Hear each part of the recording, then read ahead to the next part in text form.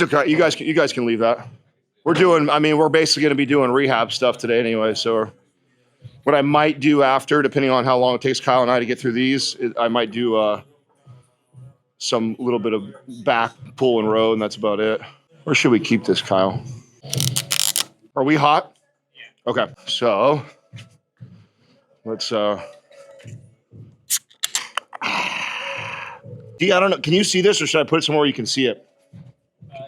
Can you get the camera on? I mean, my chicken scratch isn't really good, but I'm just going to tell everybody what's going on. So today will be the first day of us officially doing rehab for the hamstring. So last time I kind of broke down you guys what the next 6 to 8 weeks or so of the rehab process would look like, courtesy of our good friend Dr. Brink, who set me up. I went through a lot of the stuff that he sent me, and then what I'm going to do is we're going to do just for the movements. I want to focus on. He must have sent me probably 10, 12 different things that I can do, which we'll probably integrate some of them over the next coming weeks. But what I want to do is I'm going to go through these. I'm also going to have Kyle just watch me, just because I can't see myself, and I want to be able to get feedback. So if he notices that I'm not taking the hip through full range of motion, or he notices that I'm not completely dorsal flexion in the extension, if I'm cheating to the side, I just want him to be kind of keeping an eye on me. So I'll run us through these, and then I'll have him there to really just kind of cue me or poke at me if he notices I'm off a little bit. And this is when you're talking about rehabbing an injury, I can't stress enough why this is so important. One of the motivations behind us writing MAPS Prime Pro with our good friend Dr. Brink was to bridge the gap of physical therapist to personal trainers. Because what happens a lot of times is physical therapists are great, right? They know their shit, and they do a really good job of rehabbing people after an injury. But then what happens a lot of times is they get them healed and moving again, and then then people go to a gym, and either one, they go to the gym by themselves and just go back to their normal stuff. Maybe they hire a trainer. Maybe they're knowledgeable, maybe they're not. But there is this gap of where we've rehabbed enough that you get you get let go on your physical therapy and said, okay, you're good to go, you're okay. But a lot of times you haven't addressed the asymmetry going on. A lot of times you still have to keep going as far as progressing the rehab process to really make sure we even out the body and that you are 100% back to normal, whatever normal is for you. And so I remember my first experience when I tore my ACL and MCL. I'd already been a trainer for quite some time at that time. And I went through the rehab process, and I was they had me with 7, 8 other patients, and we were all in these little stations for 1 to 2 minutes at a time, and we're just rotating through. And the PT didn't know that I had a trainer background or anything, so I didn't want to tell her while she's doing it. I just wanted to see how they were going to treat me, how they were going to communicate to me through this process, so I could learn from their perspective. And I was really surprised how they would coach to me, this is what you do, and then walk away and kind of leave me for a minute, 2 minutes to just go about my movements without really critiquing the way I'm moving. And why that's so important is, let's say with the knee, and I'm rehabbing the ACL, MCL injury, and they would put me on a wall ball squats, right? So I got the stability ball behind me, and I'm just squatting down. But they would show me that and then walk away. And it's now I know the importance of keeping my knees from caving in and making sure my feet weren't flattening or that one side isn't externally rotating. I know to do that, but there was no coaching to that.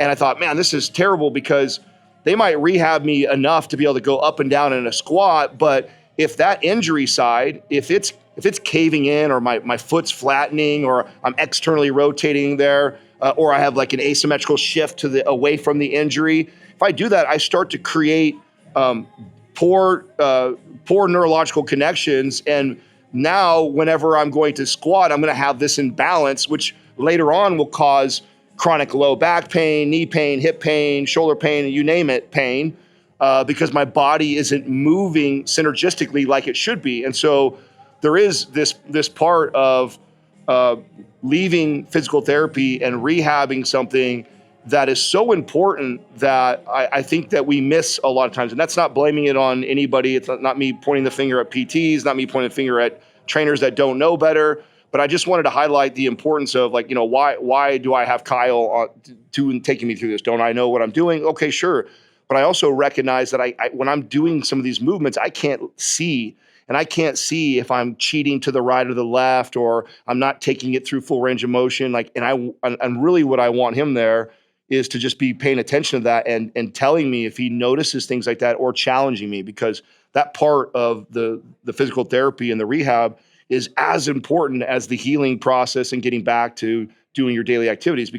And this happens a lot to people, is because they didn't do a good job of this, and they think they're okay because they can go about their normally daily activities, but then they have this chronic pain that plagues them all the time. The low back, man, my low back on this side always bothers me, and they can't get to the bottom of why. Why is that? Well, a lot of times you can tell where the client was injured by the way we do like a squat assessment, because they've created these new patterns, and it's normal for the body to do that because it's trying to protect itself. And if you're not aware of that when you're rehabbing, you really set yourself up for more issues later on. So I know that was a big long rant on what we're doing, but I want to start with 4 movements.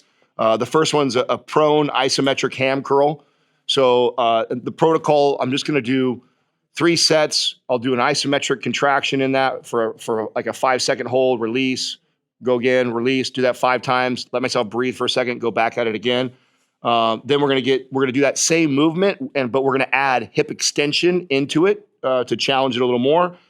Then we'll go to a tennis ball squeeze. Okay, good. You got a lacrosse ball. So we got the ball. We'll squeeze with abduction. This one's really good. This is going to work on me being able to not only contract the hamstring, but also be able to move the hip dynamically while also contracting that. So we want to make sure that not only are we healing the hamstring, getting better connected to it, but also better connected to it in different planes of motion. So that's really addressing that.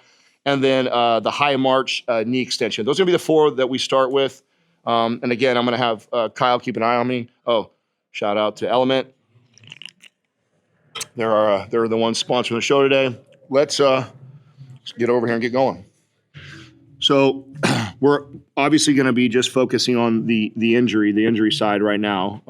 Later on, we can get, as we progress, we'll start to balance it out. But the first one is just a prone lying leg curl. I want to come up, get a good isometric hold, and really want to challenge the hamstring. I'm squeezing hard, 5 seconds. I know it's hard to tell, but relax. Squeeze. Relax. Good. Think about driving your hips down into the ground as well. Oh, okay. Oh, nice. Oh, I can feel that engagement better just from that cue. Good. One more. Oh, what a difference when I drive the hip into the ground. Oh, good. Perfect. Relax.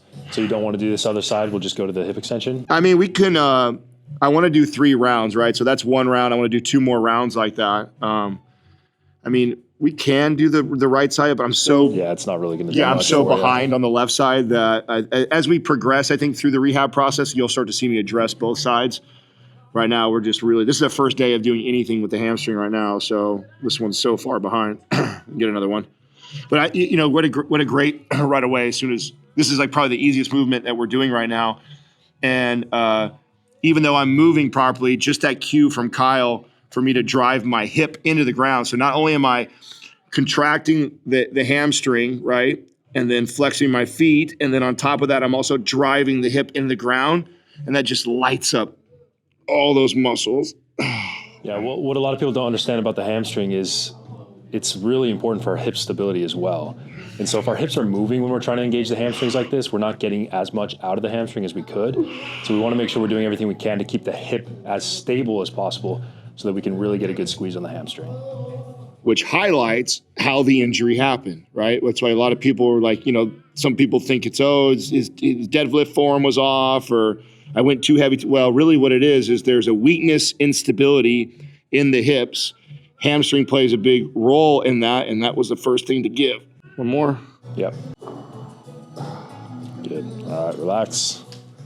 It's so crazy how fast that BPC works, bro. Have you used it on anything yet? No, I haven't. Oh, dude. And not that I want you to have to use it on anything, but somebody who's dealt with all kinds of injuries my whole life and kind of know what the rehab process looks like as far as what it should feel like in healing. Yeah. It's almost scary how fast you feel good. Really? Yeah. It's because it's like, this shouldn't feel this good already, considering where we're coming from. And so that part is obviously can be dangerous, right? Because then you get excited and you want to do more. Have you taken it so you took it with TB500, Yeah, right? yeah, TB500 and BPC 157 directly into the hamstring every day, 5 units of each. Have you ever taken it separate from the TB500? Like, I'm curious how effective I have. It is with I it. actually only experienced the TB500 recently because Sal was like really getting on to me saying, bro, you need to do that with it. And did it make a big difference? Yeah, because the TB500 is really for the inflammation. So that tamps down systemic inflammation. And of course, when you have a major injury like that, you're like kind of constantly inflamed. Especially early on. Right. So that really tamps that down. And the BPC goes in and does repairing on the tissue. So the combination of the two, that's why I call it the Wolverine stack. It's super wild, man. Already on this third round, I can just feel myself getting better connected already back there. And I tell you, that cue to drive my hip in while also staying contracted is so important. I feel a huge difference when I do it and I don't. 2 more. What's the second one we do? So we're going to do the same thing, but now we're going to add hip extension. Okay, that's right. So with this one too, 2 things we're thinking about now. So same thing, like you're going to drive your heel back, hips down into the ground. But now we're going to be trying to lift that left hip up off the ground. Yeah. Right? So we're trying to get as much hip extension, meaning like pulling your hip pocket up off the ground. Right. And then I also want us flexing at the ankle as well. Trying to come back. Yeah, so we're going to point our toes up to the ceiling when we get into that top. Oh, so we're going to go toes up, not back, like this? So like toes this? Up. Toes up. Okay, toes up. Yeah. Okay. Give me a second here. And then I probably also, I'll have a tendency probably to want to cheat my hips, right? So I'm going to try and do my best to keep that square. All right, so we're going to go come up. So we're toes pointed this time. Yeah, so when you go back down, reset, you can keep your, just like that, keep it at an angle when you come back. And then now we're going to go hip up off the ground and now try to point your toes. Okay. Yep, good. Yeah. That's perfect. Back down, reset. 1. So here, Big squeeze. Squeeze, and then straight up. Good. Oh, that lights it up. Yep, good.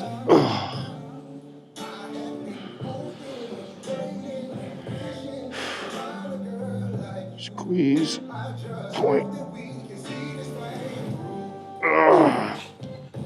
Good.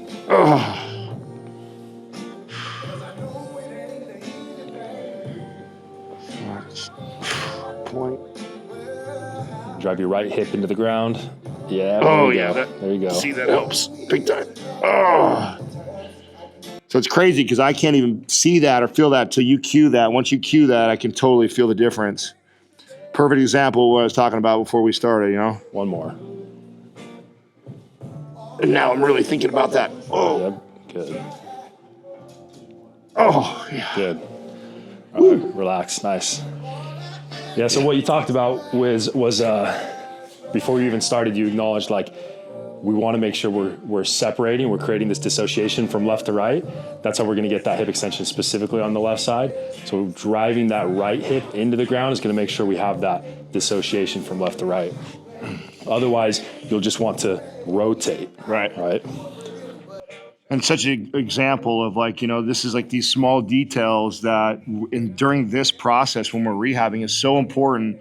It's like we're laying the foundation, right? And if this is not the part that we want to just rush through and throw something up so we can get to building the house right away. And by the way, this is also how we got here, was because I rushed the foundation and got right to building the house. And so I'm fully aware what an asshole I sound like telling you that right now, when that's what we should have been doing, you know? So now we're injured, so we have to. Okay, ready?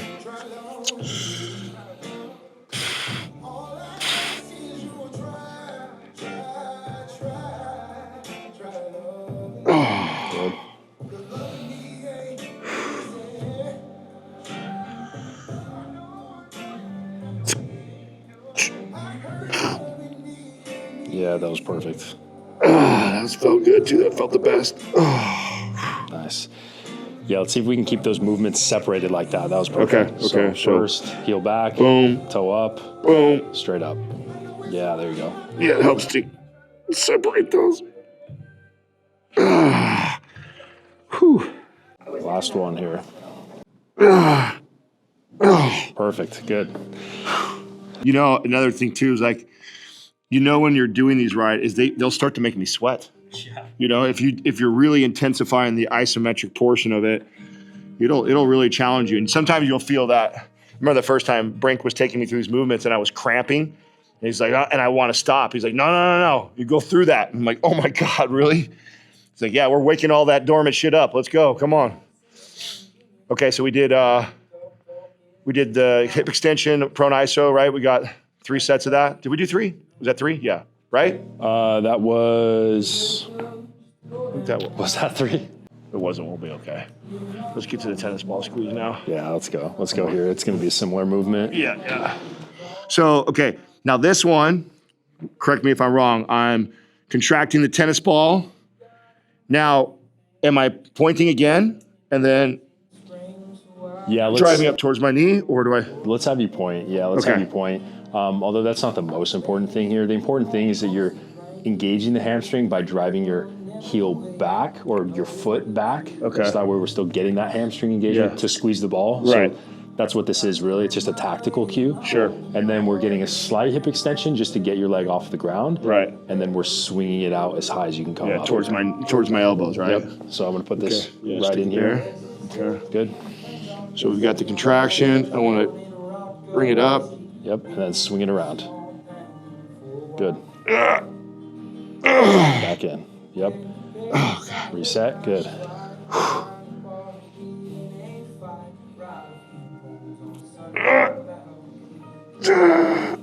Oh, God, I want to lose the ball. I can feel it. Yep. Okay.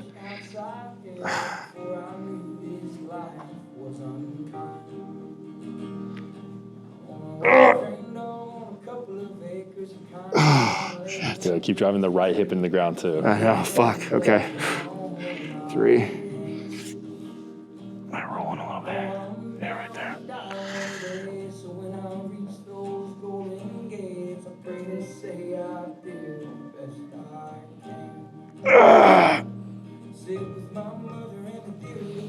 God, when I reset, it's hard to stay contracted. So pause real quick. Okay. Let's do this last one. I want you to think about keeping this toe straight down and this knee straight down. Like this? Yep. So try not to like turn out to the side of the toe or your knee.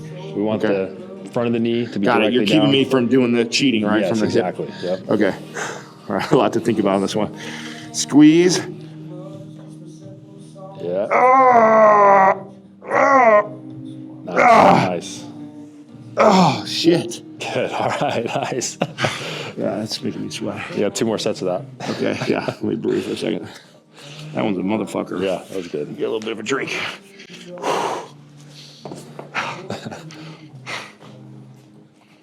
You know what's cool though? Tear your ACL. Huh? Basketball.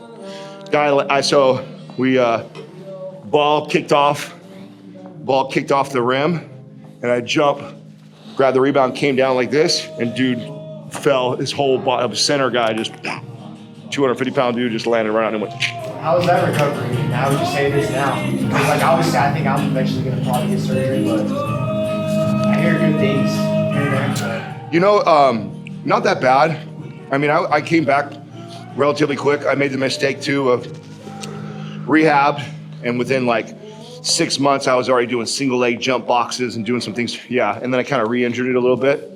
So this is a reoccurring thing in my life, doing dumb shit. So that wasn't bad. And when it came back, I felt that side was as strong. The one that has plagued me forever was the Achilles. The Achilles was, which that's why you hear so many like football, basketball players say that's career ending, is so weird too. It's like this little thing. You think that wouldn't be that big of a deal, but like still to this day, like if you guys wanted to race me or you wanted to get in like a vertical competition with me, I don't know if I could give my 100%. Like I just still have this reservation of going as hard as I can because it just feels like at any time. And that's years ago now, but it still feels like that. It feels fine when I walk around, no big deal. But even like when I go into full flexion on there and I'm like, I can feel, it feels like it could tear. It's like so weird. It's my left. Did you get a cadaver or like did you get something from a hamstring into your ACL? Or so they actually, so my, I don't have an MCL anymore. So MCL went and I still had 3/4. I forgot what the percentage of my ACL was still left. And so they actually went in to do the surgery and they had the cadaver ready to replace. And they didn't know, because they don't know until they get in there sometimes because you can only see so much because all the inflammation and the MRI and stuff. And he goes, if it's less than 50%, we're going to clip it, put in a cadaver. If it's more than that, we'll just go in, clean everything up and leave it on. So they actually went in and just cleaned everything up. I had more than 50% still of it intact. And so I just let it heal. Oh, okay. I was buying myself time there. So I had to get a cadaver and they had to use a piece of my hamstring. Oh, you had to do both? Oh, wow. Remind me, what are we doing right now? The hip abduction. Oh, fuck, we're still on that. All right. So I was already ready to be done with that. all right, here's the ball. Okay. Got it right there? Yep. All right. Let me go a A little lower. Yeah, let me go in. There we go. Now I can get it straight. Okay. We ready? Good.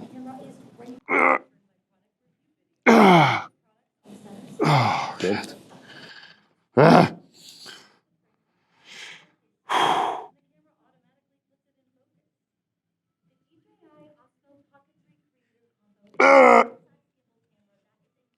Nice. Really trying to keep that right side from cheating fucking hard.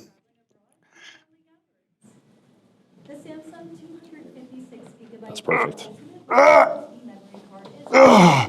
Good. That's good.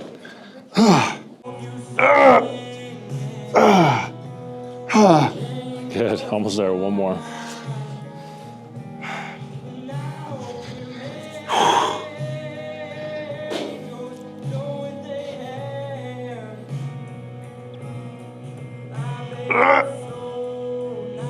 Nice. Good. All right. Nice. Got one more. That was two, huh? Yeah, that was One two. more? Yeah. Jesus. You can go through that and just kind of go through the motions, which it's hard enough as it is just doing that. But, you know, the key really is all the cues that Kyle's given me to keep my right hip down and in, keep the ball contracted so I'm really flexing the hamstring. And then when I get that in range, I don't want to just go, oh, that's as far as I got. What I'm doing is remembering that point he's telling me to drive the hip in, remembering to stay contracted in the hamstring, and then simultaneously also trying to drive the knee towards my elbow as hard as I possibly can. So like my entire body is trembling, trying to gain access to a little bit more range of motion. And that's where that benefit is coming from, is that extra intensity to gain new access or more access and better connection. If you just kind of go through the movements, which was kind of the point I was making about my experience with the PT when I did my knee surgery, was like, you just go through the movements. Okay, sure. Well, the knee will heal and I'll be okay and I can go about my business and do what I'm supposed to do. But if I go and start strength training and I haven't addressed the imbalances from left to right, then it eventually it'll come back and rear its head in other ways. And that's a lot of times people can't figure it out because it's let's say a left knee surgery. A lot of times the way like chronic pain happens is it zigzags up the kinetic chain. So a lot of times left knee is a problem, and then I have right low back or left mid back or right shoulder and neck stuff. And so it kind of ping pongs all the way and then down the opposite way too. And so people think because they had a knee surgery, but then now they're having this low back pain, they're not connected.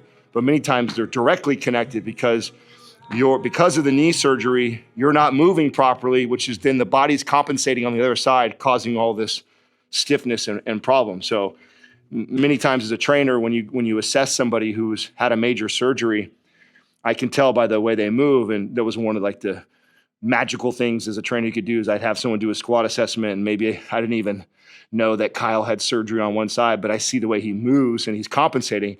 And I say, hey, you ever had any issues with your knee? And they go, oh my God, I had surgery 9 years ago. How'd you know that? It's like, well, I can tell by the way you move because you're compensating on the other side and you've created these patterns now. Even though he would say, my knee's fine, it doesn't even bother me anymore. It doesn't matter. When you laid that foundation coming back from rehab, you didn't do a good job of balancing it out, and now it's bothering you in other places. Makes you look like a brilliant trainer too when you can do that. Okay. Ready? Last one. Me trying to stall. See that? You guys want to know anything else? Just running out of good stuff to give you guys. Okay. Last one of these fuckers. All right.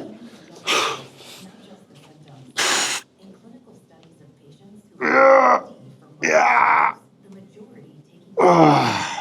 Good.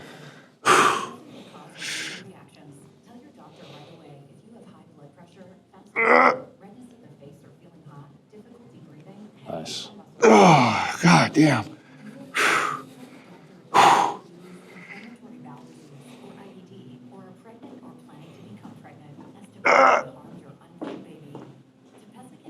Oh, shit. All right, a couple more. How many more? Two more. Two more? Yep.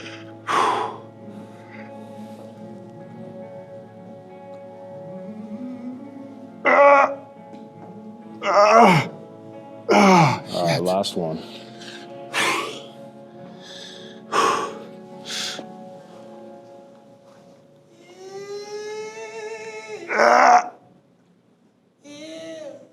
All right, nice. Done with that. It's probably the hardest one. Yeah, I think so too. Yeah. Sweating my ass off. Oh.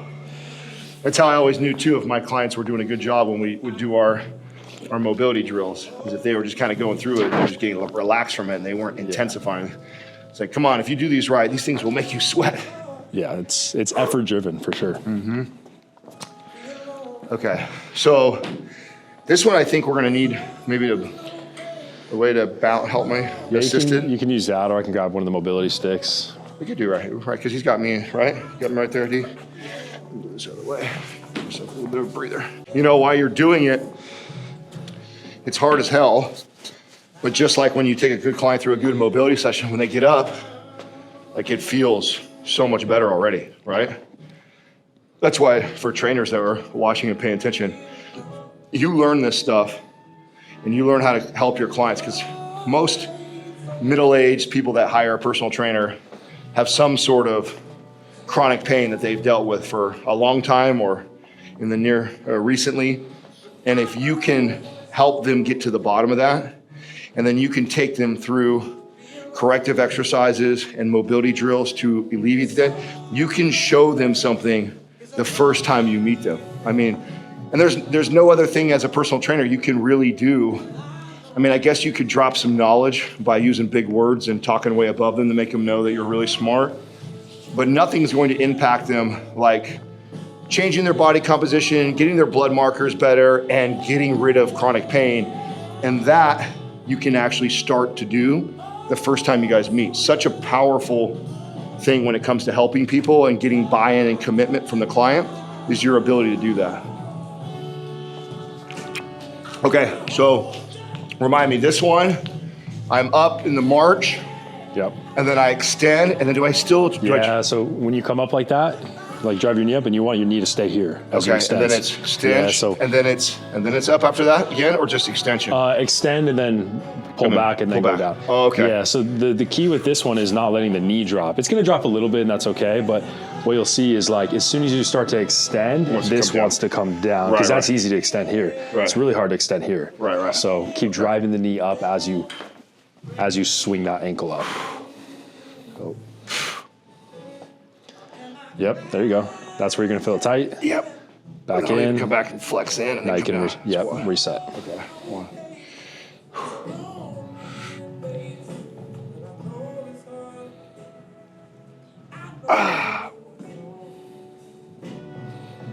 Good. This one helps because I actually can see myself here, so it's a little bit easier because I can see if I'm cheating.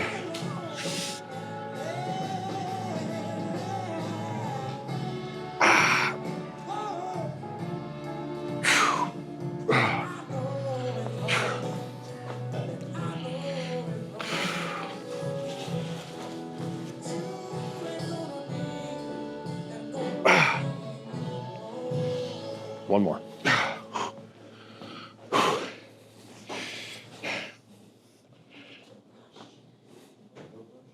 Oh, fatiguing. I can even feel my starting to fatigue. Nice. We have some order come. Keep an eye on him, Josh. Yeah. Oh, so this one, a little bit easier. I have the mirror helping me and I have assistance. But I can tell that if there's anywhere I'm going to want to cheat, it's to do this, right? To hyperextend the back to try and get that extra elevation. So one of the other things I'm trying to concentrate on is why I'm doing this is also keeping my hips really stable and still and not trying to compensate and cheat and thrust them to get it up. Whose Spotify account is this? Yeah, I know. Someone's fired. Yeah. Whose Spotify is this? Yeah, who's on the budget? Like doesn't want to I was gonna say it's like $10 a month, dude. Nice. That's good. That was a good one.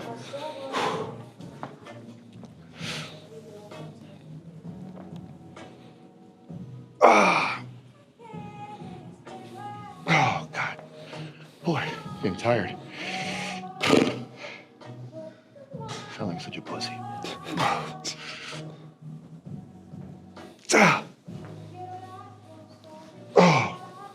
I can feel the hip flexors fatiguing. to hold the weight up there. That's 3, right? Yep. 2 more. Shit. Okay.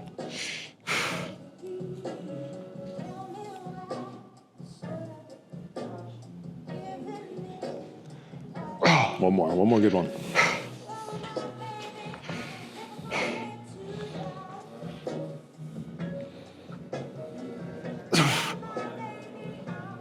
Oh God. Reset. It's just fatiguing now. Yeah. Which is good. I mean, that shows you, I think we chose the right amount of volume to do on the first day, just because even that's given me a little bit of a workout. We didn't need to overkill and just do too much. And that's another great point, right? So quality over quantity. So and I just chose 4 of these movements. Maybe with a client who's really deconditioned, doesn't have that same type of connection, intensity, understanding of what maybe I do, I might only be spending the entire time on 1 or 2 of these, because I'd rather spend all the time on 1 or 2 and then master those 1 or 2 than to take them through all the different exercises that I have, and none of them they do really well. And so even though you see me doing 4, maybe if you're doing this and you're having a really hard time with one of those other movements, there's nothing wrong with you spending the entire time on just trying to master that, because they're all going to be beneficial and you need all of it. But throwing all of it at you when the quality isn't there, you're kind of defeating the purpose, right? Take your time.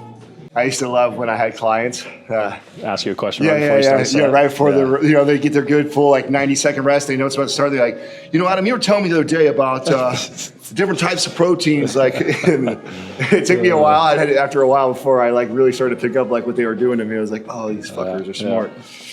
And here I'm doing the same thing. Here we go.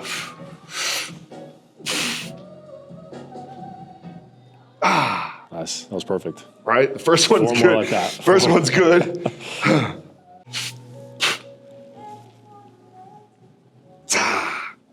Good.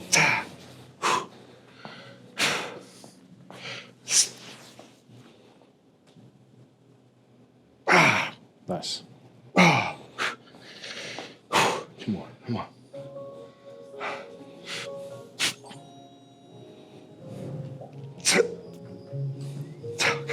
Last one, keep the knee up. They fucking feel like it weighs 100 pounds, dude. Okay. Keep it here. Yeah. Good, good. Shit. Good. That was good. Oh, God, I'm gassed. That was good. Okay. Whew. That's enough of that bullshit today, dude. Oh, my God. Oh, yeah.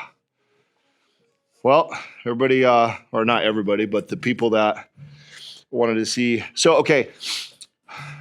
I won't get every one of these but I will communicate how often I do this. So last night in my room, I was doing some of these by myself. Really was looking forward to getting Kyle here so he could cue me. And already just this is exactly why I wanted that, was those handful of cues I could feel getting better connected. And I could feel the challenge by just hearing him give me what he's seeing from behind while I was doing that. So super valuable, because I did that by myself last night. This was far more challenging for me.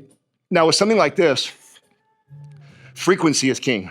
So instead of thinking, oh, I'm going to spend an hour-long session doing as much of this as I can and super intense, I'd be better off doing this again later on tonight and then again tomorrow morning, and like just frequently doing this. We're doing isometrics, and so that's probably the most intense part here. There's not going to be a lot of muscle damage, and I don't need a bunch of recovery from this. And a lot of this is more neurological that we're working on. So the benefits is how frequently we can do this opposed to the intensity that we do it at or the volume of it, right, in a single workout. So I for sure will practice this at home too. So I'll definitely, include this and at least a couple of these. So what I'd like to see from myself is a commitment of every workout that I do, no matter whether it's upper body, lower body, I get at least a couple of these pre-workout, and then I'm also including them throughout the day and at home. So, and I'll communicate that as we go so you know how it's progressing. But just from a little bit last night and today already, I mean, God, feels so much better than what it did yesterday. So how long was that? How long did we shoot for right there for that? 45 minutes. Holy shit, that still took 45. Yeah. Okay. Well, about 40. Okay. Wow. All right. Well, here we go. Oh, that feels good though.